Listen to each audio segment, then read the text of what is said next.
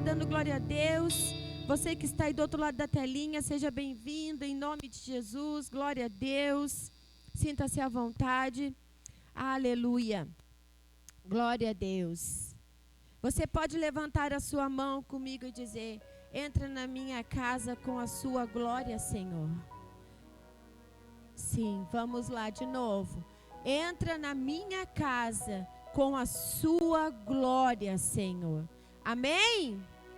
Porque quando a glória dele entra na nossa casa, tudo se transforma, tudo muda. Amém? Tem algumas presenças, né, que são tão boas. Dependendo da presença no ambiente que a gente está, às vezes você chega a um ambiente, pode estar triste, mas de repente chega uma presença de uma pessoa e ela consegue transformar aquele ambiente, né? Ela vai falando, ela faz aquele ambiente ficar um ambiente mais alegre. Ou então, muitas vezes você está num ambiente alegre, né? Feliz, dependendo da presença que chega, já deixa aquela coisa pesada, angustiante, né? Já transforma o que era alegria, vira uma tristeza, vira um peso. Mas eu posso dizer que a melhor presença que existe para invadir as nossas vidas é a presença de Deus. Amém? Essa presença, sim, faz toda a diferença na nossa vida. E hoje eu queria estudar com vocês a história de um homem que recebeu a presença de Deus na casa dele. E quando ele recebeu a presença de Deus na casa dele, a vida daquele homem foi totalmente transformada, a vida daquele homem foi totalmente mudada. Assim também, quando nós recebemos a presença de Deus na nossa vida, nossa casa, e a primeira casa que eu falo é aqui, amém? Nós somos casa, habitação do Senhor. Então, ela muda por inteiro, ela muda por completo. Abra suas Bíblias comigo no livro de 2 Samuel, capítulo 6. 2 Samuel, capítulo 6. Posso ouvir um aleluia, glória a Deus? Aleluia. Eu tenho conversado com uma pastora e eu acho lindo, né, que a gente está conversando, eu e ela diz assim: eu posso ouvir um aleluia, um glória a Deus? Eu posso ouvir um amém? Posso ouvir um aleluia, glória a Deus? Eu digo: Senhor, essa coisa pega. Daqui a pouco eu vou começar a falar lá na igreja. Posso ouvir um aleluia, um glória a Deus? Mas é benção porque interage, né? A gente interage, glória a Deus. Amém? 2 Samuel, capítulo 6. Vamos ler ali, depois eu vou explicando. De novo, Davi reuniu os melhores guerreiros de Israel, 30.000 ao todo. Ele e todos os que acompanhavam partiram para Balá, em Judá, para buscar a arca de Deus, a arca sobre qual é invocado o nome do Senhor dos Exércitos, que tem o seu trono entre os querubins acima dela. Puseram a arca de Deus num carroção novo e levaram da casa de Abinadab na colina. Uzá e Aiô, que eram filhos, né, de Abinadab, conduziram o carroção com a arca de Deus. Aiô andava na frente dela. Davi e todos os israelitas iam cantando e dançando perante o Senhor, ao som de todo tipo de instrumento de pinho, harpas, liras, tamborins, chocalhos e símbolos. Quando chegaram à eira de Nacon, Uzá esticou o braço e segurou a arca de Deus, porque os bois haviam tropeçado. A ira do Senhor acendeu-se contra Uzá por seu ato de irreverência. Por isso Deus o feriu. E ele morreu ali mesmo ao lado da arca de Deus. Davi ficou contrariado porque o Senhor, em sua ira, havia fulminado Uzá. Até hoje aquele lugar é chamado Pérez Uzá. Naquele dia Davi teve medo do Senhor e perguntou: como vou conseguir levar a arca do Senhor?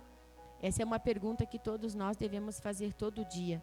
Como devo conduzir a presença, né? Que a arca simbolizava a presença do Senhor. Por isso ele desistiu de levar a arca do Senhor para a cidade de Davi. Em vez disso, levou-a para a casa de Obed-edom, de Gate. A arca do Senhor ficou na casa dele por 3 meses, e o Senhor o abençoou a toda a sua família. Amém? Nós vamos nos apegar nesse 11. A arca do Senhor ficou na casa dele, de Obed-edom, por 3 meses, e o Senhor o abençoou e toda a sua família. Amém? o rei Davi já estava reinando 7 anos em Hebrom. E aí ele conseguiu conquistar Jerusalém, que é chamada cidade de Davi.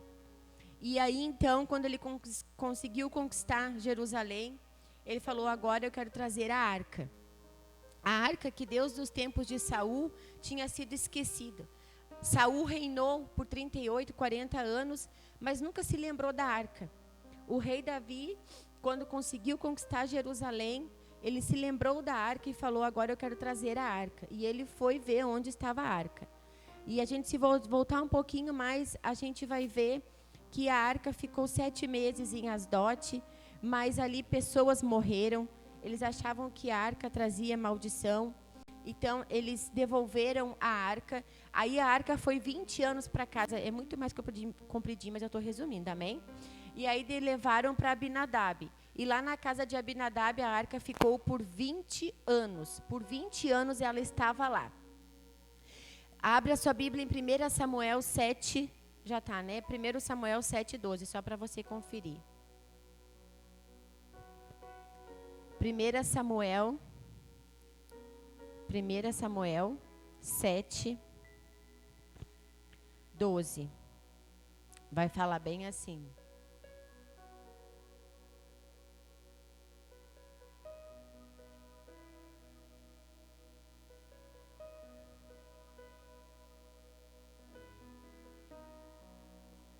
Não tá. Acho que. Mas sempre retornava a Ramá, onde ficava sua casa, ali liderava. Eu tinha anotado aqui 1 Samuel 7:1.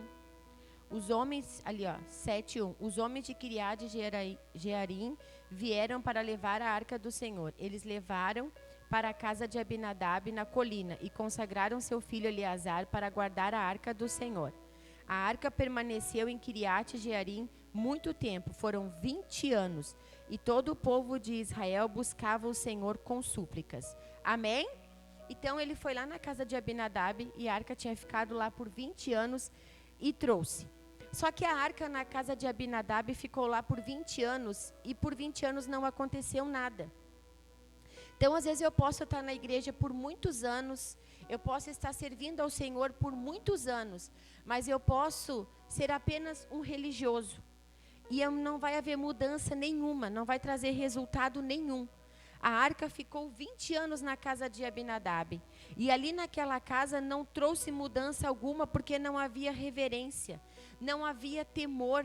E o temor é princípio de sabedoria, amém? Então, por 20 anos, então eu posso estar vindo na igreja por muitos anos. Eu posso estar servindo ao Senhor por muitos anos. Mas se eu não tiver reverência, se eu não tiver temor, se eu não tiver obediência, se eu não tiver santidade, não vai haver mudança.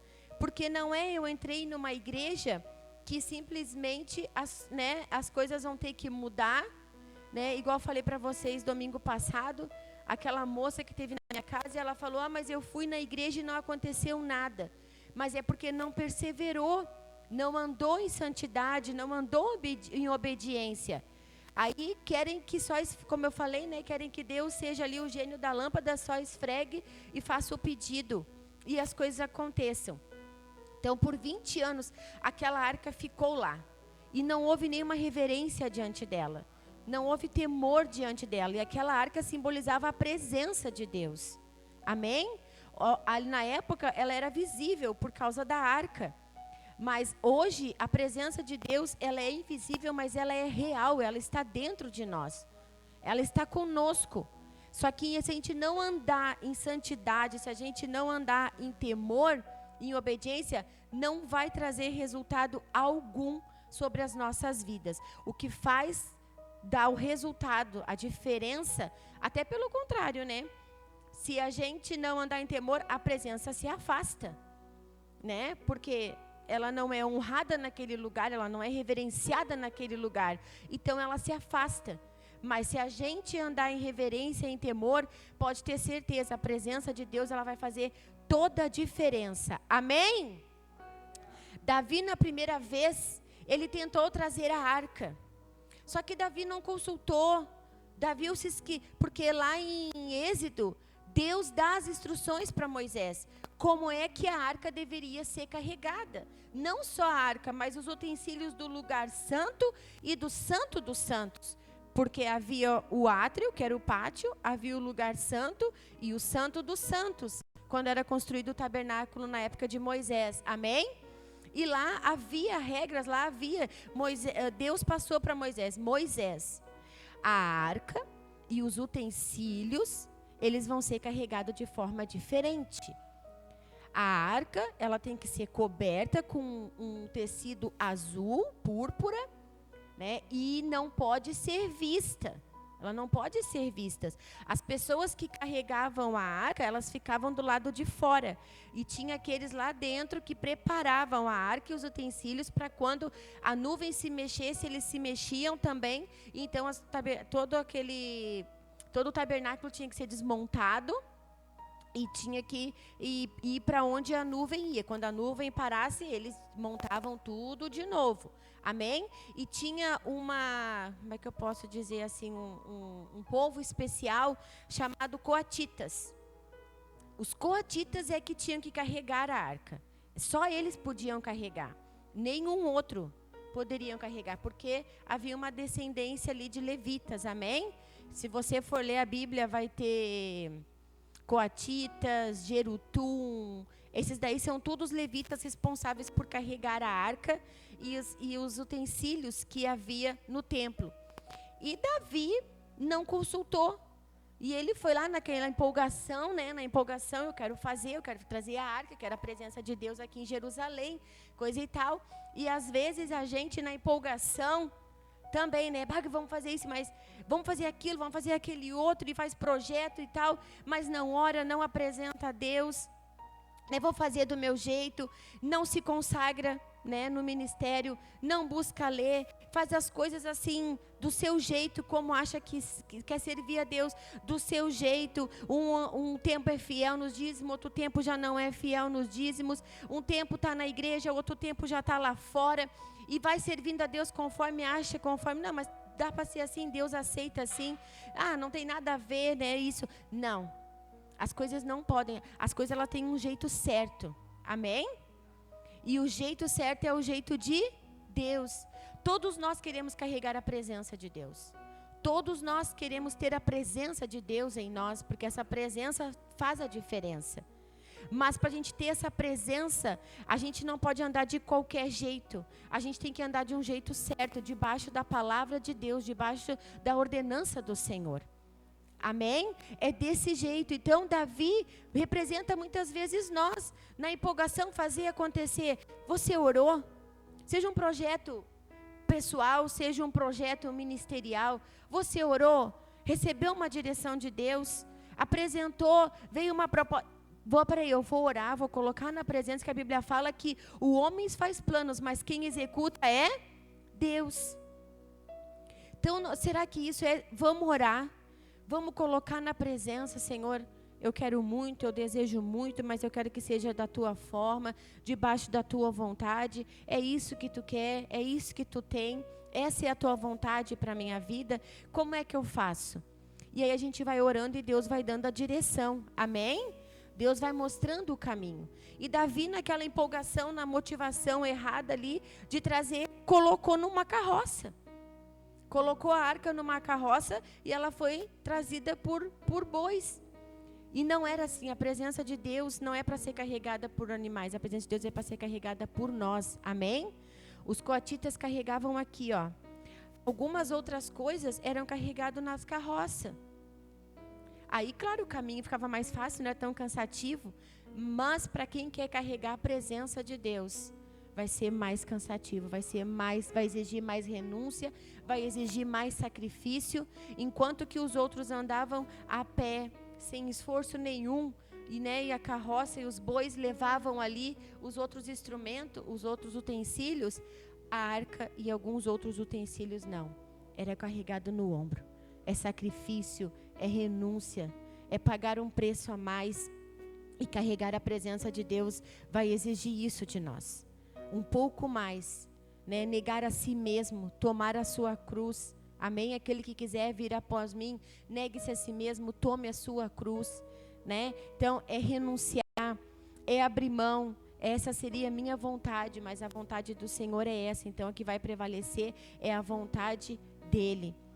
É negar, né, a carne, aos desejos da carne, às concupiscências da carne. Para carregar a presença de Deus, vai exigir esforço, né, de devocional, né, ler a Bíblia, ter uma vida consagrada a Deus. No começo, ela é uma disciplina, mas depois ela se torna um prazer, amém? Orar, ler a Bíblia, estar com Deus. No começo é igual você vai fazer uma dieta. No começo é uma disciplina, que você tem que ter ali uma disciplina alimentar. Mas depois que pega o hábito, se torna um prazer. Um café sem açúcar que você não gostava, agora você já gosta. Agora para você já está bom, né? Uma carne, uma comida que não tivesse tanto tempero, tanto sal, você não gostava, mas agora você já aprendeu a gostar. Você não podia comer açúcar, agora já acostumou a não comer e gosta. Então, a nossa vida espiritual é dessa mesma forma. No começo, ela tem que ser uma disciplina, um hábito de orar, um hábito de ler a Bíblia, um hábito de jejuar, mas depois se torna um prazer, porque você começa a ver o resultado na sua vida. Você começa a ver a presença de Deus trabalhando e agindo mais através de você. Amém? Glória a Deus. Então, tem tudo um jeito certo. E aí, o que aconteceu? Ele pegou, largou a arca na casa de Obed-edom. Ele teve medo, porque Uzá também. Por que Uzá, ele morreu quando tocou na arca? Porque Uzá não era de uma linhagem coatita. Ele não estava autorizado a tocar na arca. Amém?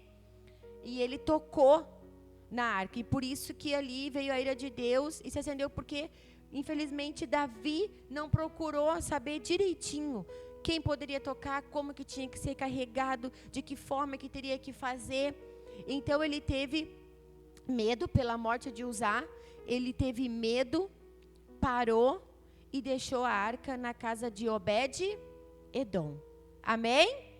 E o que significa a palavra Obed-edom? Olha só, Obed significa servo, escravos, e nós somos servos de Cristo, amém? Escravos da vontade do Senhor, não mais escravo do mundo, porque de lá Ele já nos libertou. Hoje somos escravos do Senhor, da vontade dEle sobre a nossa vida. Obed-edom, ele era um geteu. Existem duas... fica dividido entre duas, como é que eu poderia dizer? Alguns defendem que Obed-edom, Obed servo, e Edom edomita, que vem da tribo de Gade, e que a gente sabe que é dos filisteus, que é da onde veio Golias, que era inimigo de Deus, inimigo de Israel. Amém? Então tem gente que acha que ele era um filisteu, que ele fazia parte da tribo ali dos filisteus, e ele era um rejeitado pela sociedade por ele ser um inimigo de Israel. Tem outros que dizem, estudiosos dizem que não, que Obed-edom ele não era da tribo de Gade, ele não era um filisteu, mas ele era um Gade-rimon, uma cidade levítica no território de Dan ou Manassés. Eu prefiro esse, porque ele recebeu a arca com tanta reverência que eu acredito que ele era um levita. Porque a arca, ela tinha todos os rituais a ser feito. E ele conhecia os feitos também do Deus de Israel. Então, eu acredito que ele era da cidade levítica, um Gade-rimon. Renata, tá? Pode ter uma opinião diferente, não tem problema. Mas eu acredito que ele não era o inimigo. Eu acredito que ele era realmente um levita. Amém? E olha só, os estudiosos também falam, aqui não fala, mas os estudiosos falam. Davi estava ali e deixou a arca e viu a casinha dele. Ele morava na beira do caminho. E beira do caminho significa uma pessoa pobre, uma pessoa necessitada, prostituta, ladrão, uma pessoa deserdada, uma pessoa desgastada. Significa morar à beira do caminho, significa isso. E a casa dele estava à beira do caminho. Talvez seja uma casa bem simples. E quando Davi parou ali e falou, para ele, eu vou deixar a arca aqui na sua casa. Vocês imaginam aquele homem? Imagina a arca chegando na casa dele. Ele morava à beira do caminho, era uma pessoa que tinha necessidade. Eu garanto que quando a presença de Deus chegou na nossa vida, nós estávamos com necessidade. Quando a presença de Deus chegou na minha vida, estava com necessidade. E ainda hoje, essa presença supre todas as minhas e as suas necessidades. Ela chegou para suprir, ela chegou, amém? Para fazer a diferença na nossa vida. E assim Deus também hoje quer chegar na sua vida. Se você ainda não carrega essa presença, em nome de Jesus, hoje ela quer chegar. Se você está com uma necessidade, seja na sua saúde, seja no seu casamento, seja com filhos, seja qual for a área da sua vida emocional, sentimental, espiritual, seja uma porta fechada, hoje a presença de Deus quer chegar e fazer a diferença.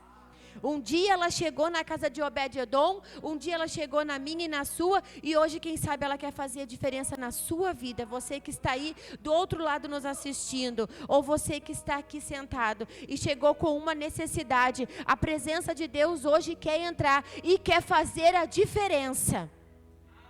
Amém? Quando essa presença chegou na casa de Obed-Edom, a sua esposa era estéril, as suas terras não produziam, seus animais eram estéreis. Quem sabe hoje portas estão fechadas, a sua saúde hoje está precisando da presença de Deus. Quem sabe as suas emoções precisam, quem sabe a sua casa, seus filhos, eu não sei, está precisando da presença de Deus. Hoje nós estamos vivendo tempos tão difíceis, mas Deus quer nos visitar com a sua presença, e não só nos visitar, mas quer morar em nós com a sua presença, porque Ele sabe que a resposta para todas as coisas está na sua presença. Na presença dEle a resposta para todas as coisas. Na presença dEle, o mar se abre. Na presença dEle, os mortos ressuscitam. Na presença dEle, os cegos enxergam. Os paralíticos voltam a andar. Na presença dEle, oh, aleluia, a prosperidade bate. A Bíblia fala que as bênçãos do Senhor enriquecem e não trazem dores. Amém? Então, a presença dEle, quando vem para fazer.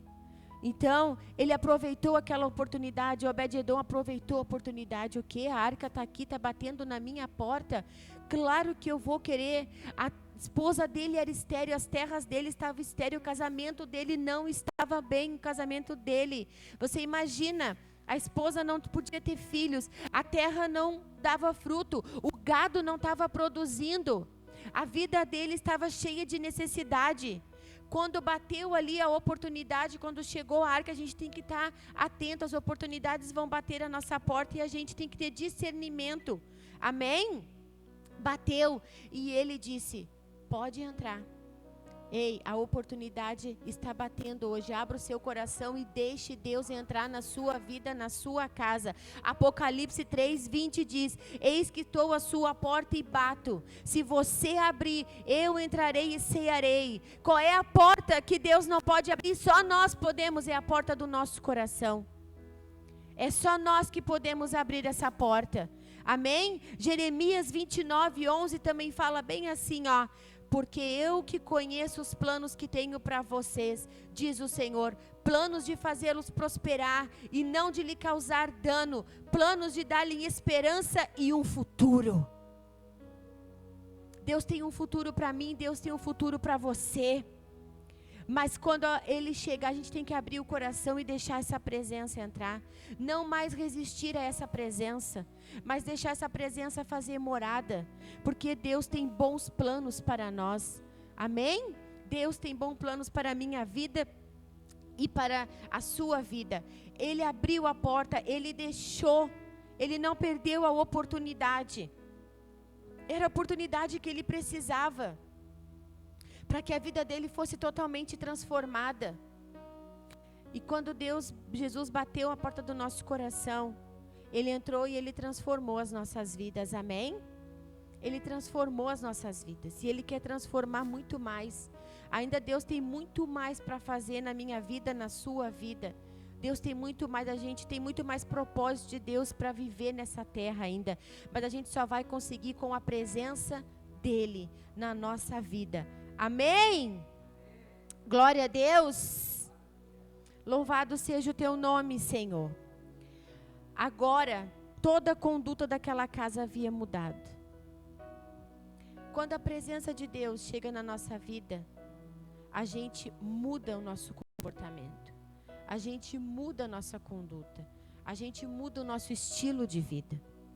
E é essas mudanças que vão trazendo resultado sobre as nossas vidas, né? Agora, Obed-edom falou, a arca chegou.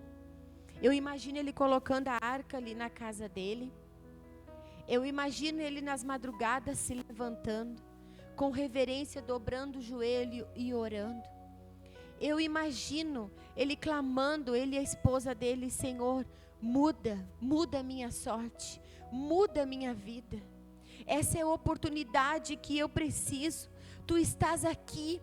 Eu conheço todos os teus feitos, eu sei que tu és um Deus poderoso. Olha o que tu fez, tu tirou o povo do Egito, tu abriu o mar vermelho, tu matou os cavaleiros de Faraó.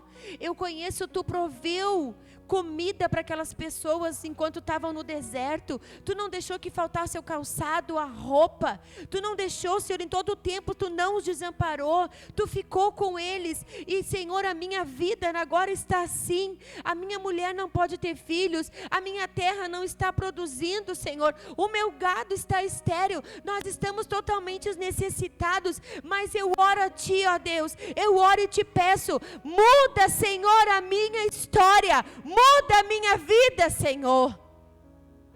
E o que a Bíblia fala em Jeremias 29:12? Buscar-me-eis e me achareis quando me buscareis de todo vosso coração. Então me invocareis, passareis a orar a mim, e eu vos ouvirei, e farei mudar a vossa sorte. E ele começou a orar. E ele começou a invocar o nome do Senhor. Muda, Senhor, muda. Oh, você quer a salvação da sua casa? Comece a ter reverência. Comece a dobrar os joelhos na madrugada. Comece a invocar, comece a clamar pelo nome do Senhor. Quer tirar seus filhos da droga, da prostituição? Começa a buscar, começa a ter reverência. A vida daquele homem, daquela mulher mudado totalmente. A conduta era outra, a presença chegou.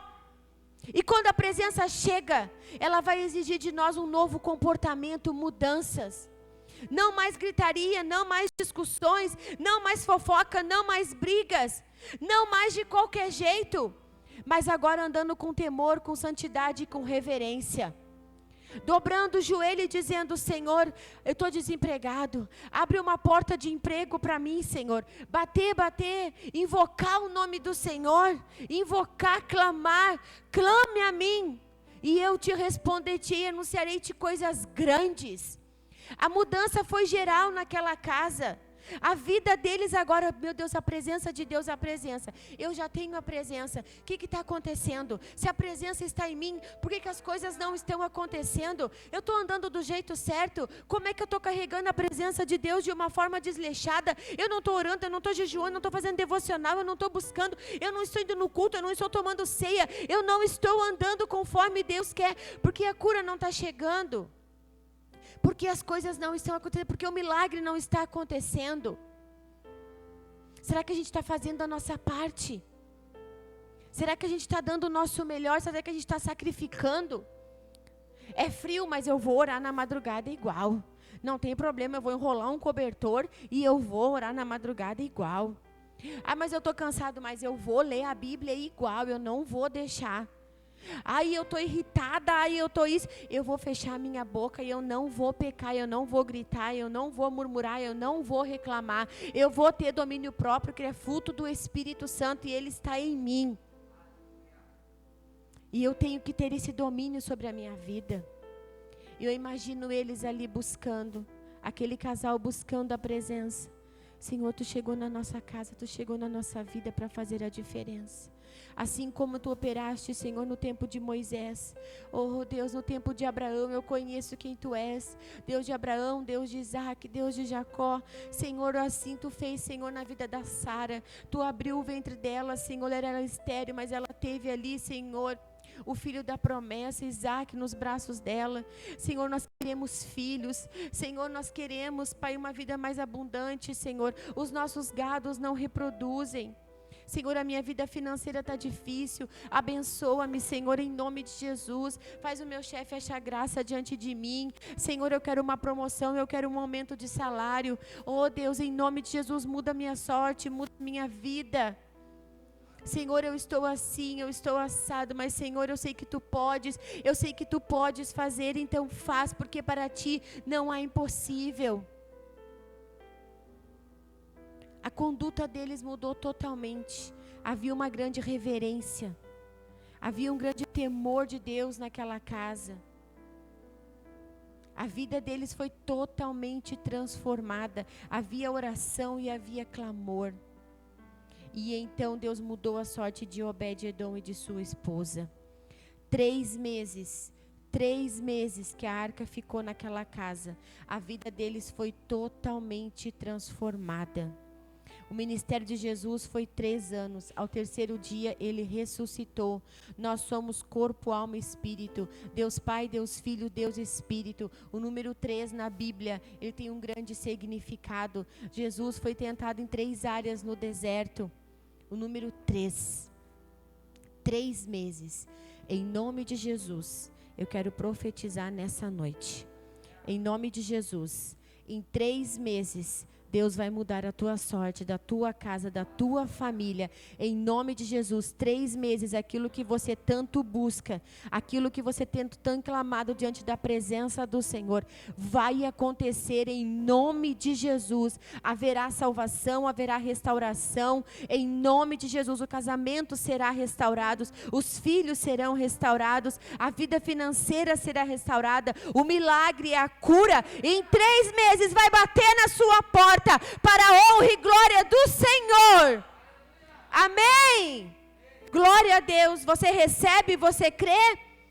3 meses, Deus mudou a vida daquele casal. Tudo foi transformado, tudo foi abençoado. A sorte mudou. 3 meses, em nome de Jesus. 3 meses. E vocês acreditam que eles tiveram 8 filhos? A mulher não podia ter e teve 8 filhos. Gado começou também a dar cria. A terra começou a produzir. Eu imagino ele, né? Chegou lá, 3 meses. Meu Deus, esse bichinho não estava tão gordinho. Esse bichinho agora está gordinho. Meu Deus, ela está grávida. Está produzindo, imagina. Eles orando 1 mês, vamos dizer que a mulher dele chega. Amor, minhas regras não desceram. Amor, eu acho que eu estou grávida. Imagine, meu Deus, é a presença de Deus, é a presença de Deus na nossa vida, é a presença de Deus na nossa casa. Olhou a terra, não produzia nada, chegou no outro dia, está crescendo, já tem ali um fruto, não dava fruto, agora estava dando fruto. A presença de Deus, você vai olhar e vai dizer, meu Deus, aquele guri não queria saber de Jesus, aquela menina não queria, mas agora está perguntando das coisas de Deus, está querendo ir no culto, está querendo saber das coisas de Deus. Meu Deus, o meu chefe me chamou hoje, disse que quer conversar comigo, é uma promoção que está chegando, é um aumento de salário que está vindo sobre a minha vida. Você tem que começar a ter essas expectativas, porque a presença de Deus, ela faz tudo isso. Você estava com dor, você vai olhar e amanhã você não vai ter mais dor. Você vai no médico e o médico vai dizer, você está curado. Isso é pela presença de Deus. O milagre que você estava esperando vai bater na sua porta, vai chegar na nossa casa, na nossa vida. Amém? Eu creio que, eu profetizo 3 meses, mas eu creio que antes disso, Deus vai fazer também tudo novo na nossa vida. Eu tenho orado e tenho cantado aquele louvor, eu quero viver algo novo. Eu quero renovo, eu quero algo novo da parte de Deus. Eu profetizo em 3 meses, mas eu creio que até antes nós vamos viver algo novo da parte de Deus. Algo novo está chegando e nós não vamos desistir, nós vamos perseverar até que o novo invada as nossas vidas, invada este lugar, invada Gravataí, em nome de Jesus, porque Deus tem algo novo. Ele falou e Ele vai cumprir. E nós vamos viver o novo de Deus em nome de Jesus. Amém? Passando esses 3 meses. Passou os 3 meses.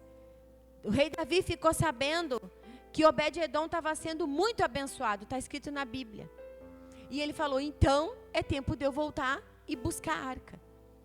E o que aconteceu? Quando o rei Davi chegou na casa de Obed-edom para buscar a arca, ele falou, eu quero ir junto.